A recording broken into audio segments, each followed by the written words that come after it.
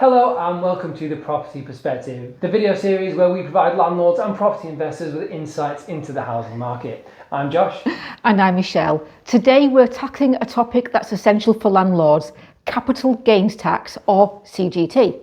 With some recent changes to the rules, it's more important than ever to stay informed. That's right.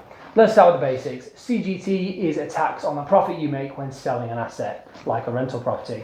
It's calculated on the gain, the difference between the price you paid and the price you sold for, after allowable deductions. For example, if you bought a property for £150,000 and sold it for £200,000, your gain would be £50,000.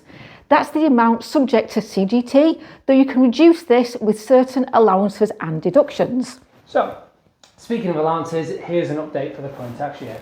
The annual exempt amount, the portion of the gains you don't pay tax on, has dropped significantly. It's now £3,000, down from £12,300 just 2 years ago. And that reduction makes a big difference. Let's revisit that £50,000 again.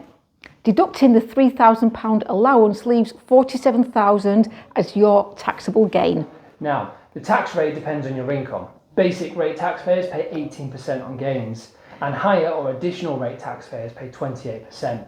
So for that £47,000 gain, a higher tax rate taxpayer would owe £13,160 in CGT. And don't forget, there are deductions you can make. For example, expenses like estate agency fees, solicitors' costs, and major property improvements can be deducted from your gain.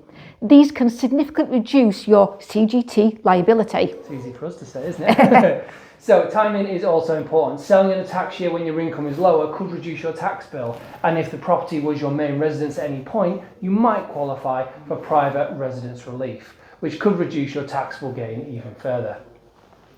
With these changes to allow allowances and to tax rates, it's more important than ever to plan ahead.